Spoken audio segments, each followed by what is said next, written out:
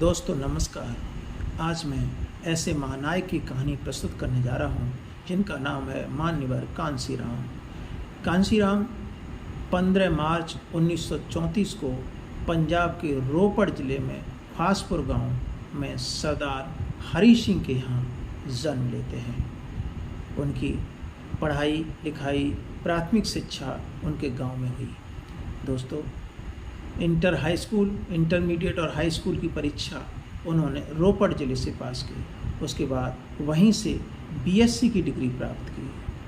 उस समय बीएससी का महत्व बहुत बड़ा था क्योंकि दलित समाज में इतने लोग पढ़े लिखे नहीं हुआ करते थे, क्योंकि शिक्षा से वंचित हुआ करते थे लोग। तो दोस्तों, जब बीएससी होने के बाद कांसीराम के मन में नौकरी करने की आई। उन्होंने पुणे में एक ऑर्डिनेंस डीआरडीओ में वैज्ञानिक के पद पर नौकरी प्राप्त कर ली। वहाँ एक दीना भाना नाम की 4th क्लास के चपरासी से उनकी भेंट हो गई। दोस्तों, उस समय का दौर था, मनुवाद चरम सीमा पर था। तो बाबा साहब की जयंती और गौतम बुद्ध की जयंती पर कोई छुट्टी नहीं हुआ करती थी, लेकिन दीना भाना नाम के 4th क्लास के कर्मचारी ने एक बड़े ओहदे के अफसर से छुट्टी, इन दिनों की छुट्टी के लिए गुहार लगाई, तो उन्होंने साफ इनकार कर दिया। तो दीना भाना रो करके मान्यवर साहब कांसीराम के पास आए। उन्होंने सारा अपना वाकया उनको बताया। तो कांसीराम का मन व्यथित होने लगा और वो जाकर उनके ऑफिस में गए, जहाँ उनको छुट्टी के लिए मना कर दिया था। कांसीराम बड़े तैस में थे। उन्होंने उनसे कहा, यू आर बास्टर्ड। इस पर वो बहुत तिलमिला उठा और वहाँ से वो निकल आते हैं और कोर्ट के माध्यम से और छुट्टी उन दोनों महापुरुषों के जन्म दिवस पर उन कोर्ट के द्वारा हासिल करते हैं।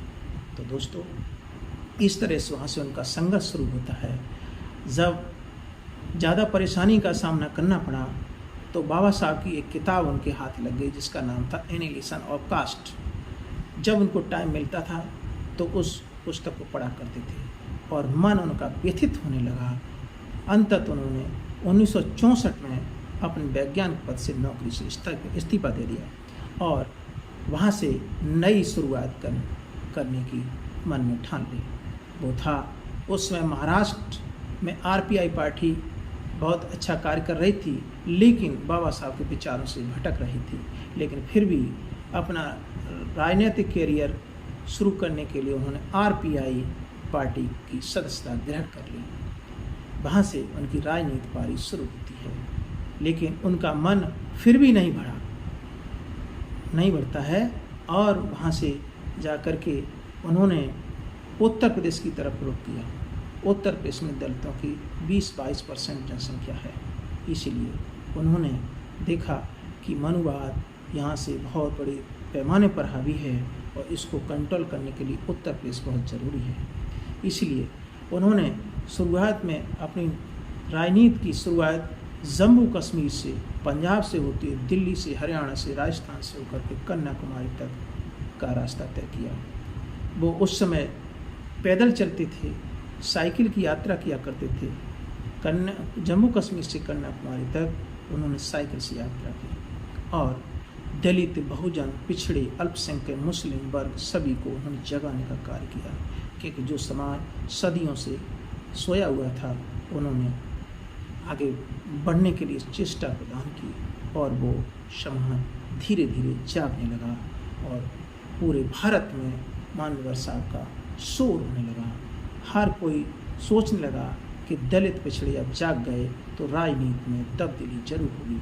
इसीलिए मेरे दोस्तों, मान्यवर कांसीराम ने 14 अप्रैल 1984 को बीएसपी पार्टी का गठन कर दिया। इसमें पिछड़े, दलित, अल्पसंख्यक को उन्होंने एकजुट किया और उस समय एक नारा दिया, अधिकार लेना होगा तो सत्ता में आना होगा। इसलिए मेरे दोस्तों, उन्होंने सोचा कि एक जाति समाज से कुछ नहीं हो सकता। उन्होंने उत्तर प्रदेश में उस समय समाजवादी पार्टी का बोलबाला था और लेकिन वो सत्ता से बेदखल हो चुकी थी, इसलिए उन्होंने मान्यवर साहब और माननीय मुलायम सिंह यादव जी दोनों से गठबंधन करके और सत्ता को हासिल किया। 1991 में मान्यवर साहब कांसीराम इटावा से पहली बार सांसद बने और वहाँ से वो संसद में नुमाइंदगी करने लगे। दोस्तों, उनकी ऐसी राजनीति शुरू हुई और तोड़ फोड़ की राजनीति वो जरूर करना चाहते थे, लेकिन वो कभी मजबूत सरकार नहीं चाहते थे, वो मजबूर सरकार चाहते थे। इससे पता चलता है कि वो राजनीति की सूझबूझ के बड़े माहिर हुआ करते थे। उन्होंने किसी भी पार्टी के बहकावे में नहीं आए, न किसी के प्रलोभन में आए। उनसे कई बार अन्य पार्टियों के माध्यम से कहा गया कि आप राष्ट्रपति का चुनाव लड़ें और हम आपको सपोर्ट करेंगे, आप राष्ट्रपति बन जाएं, लेकिन मान्यवर कांसीराम ने मना कर दिया।